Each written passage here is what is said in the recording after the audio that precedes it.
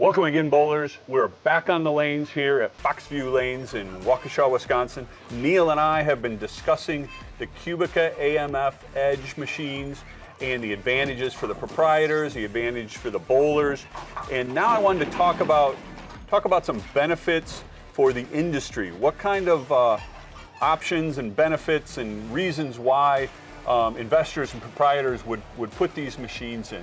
Neil, can you help me out with that? Yeah, so if you think about a new investor looking to potentially put in bowling in their project, the fact that there are string machine technology out there, that string machine technology is about a third less expensive than traditional freefall technology to invest in up front. And then if you look at the ownership cost over a period of operation for, say 10 years, it's going to be significantly less. The reduced labor expenses, reduced parts expenses, energy savings, all of those things. So what this does, combined with the simplicity of the machines, it really makes it easier to have bowling as part of your business. So if I'm looking to invest in a new business, this technology makes bowling more attractive, which in turn can help to grow the sport of bowling overall with more folks investing worldwide, building new centers. Yeah, so basically it makes us more competitive with other options for entertainment or sports out in the rest of the world. It does, it does. All right, that's great.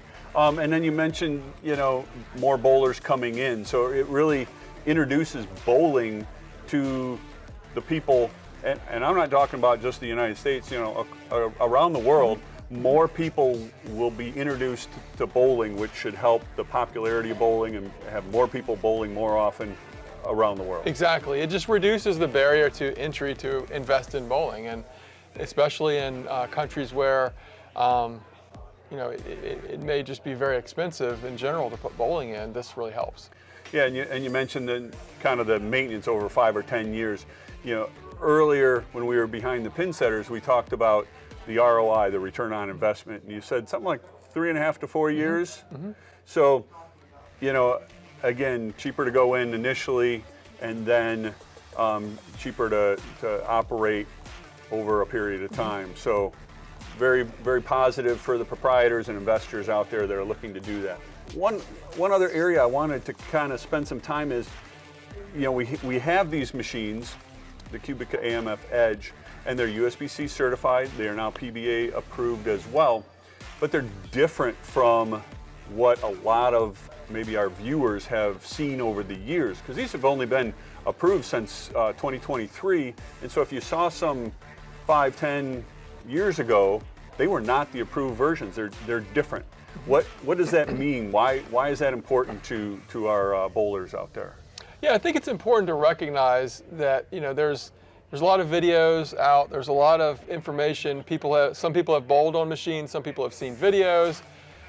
It's confusing. It can be really confusing to know, like, did I bowl on a USBC approved machine or not? Right? It's hard. But we just kind of want to make sure everyone understands, like, through the USBC research process, they worked closely with the manufacturers, and we made changes to the machines. The physical size of the pit of the machine is different, where the ball stop's located, where the pin curtain is, which is the curtain that kind of arrests the pin fall. Those all changed. Thickness of the kickbacks, it has the same thickness kickback, same material as a free fall machine. And then the string length, that was another thing. The string length has been set at a certain distance for approved machines. That longer string helps with the pin fall and helping make sure that strings do not take out, or much less likely to take out other pins. So you get more you just get pin action that is more in line with what you expect from a traditional machine. So by lengthening the string length between the old types of pin setters, string pin setters, and the new ones, it makes it more like a free fall machine, because that longer string length lets the pins act more like free fall pins. Correct. You don't get string interference. You you don't get that like you do on the non-certified machine. I have seen that. I just want to make sure we kind of touch on that because the bowlers out there, I'm not sure what they've seen. There's definitely been some feedback over the years. And you know, I understand the resistance that people have. You know, there's always a resistance to change. But if I go back to the 1980s when ABC approved synthetic lanes, you know, there was a big pushback on that. You know, I'll never bowl on the plastic lanes. You know, wood is the only way the game is true and correct and accurate, et cetera, et cetera. I remember hearing all that stuff. And over time, you know, it's become normal. It's become the standard. In fact, there's way more synthetic lanes out there than wood lanes.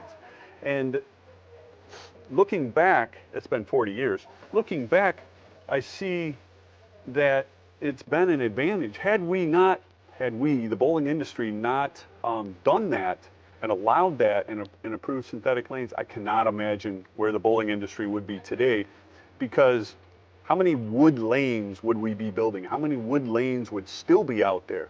But if you were building a center, especially like a 24, 36, 48 lane center, would you be building them out of wood in today's day and age? I just don't see where bowling would be anywhere where it is today had that change not happened. And honestly, I feel like 20, 40 years from now, a lot of the same thoughts and conversations are going to be said about string pin machines. You know, the QubicaAMF Edge machine is one of those. It's been approved. It acts much more like free fall. And I think, you know, for all the stuff that we've talked about, it's really going to be one of the reasons why bowling is still around and still strong 20 or 40 years from now. Yeah, exactly. So bowlers out there, I hope you can understand where we're going, why we're going. It's a train coming down the track that we need to understand and test and get on board with, and we spent the time doing that. We tested it, and you can see my report on pba.com, and I hope that helps everybody understand what truly has been approved and what's out there, and I hope you continue to support our sport. Thank you very much. Thank you.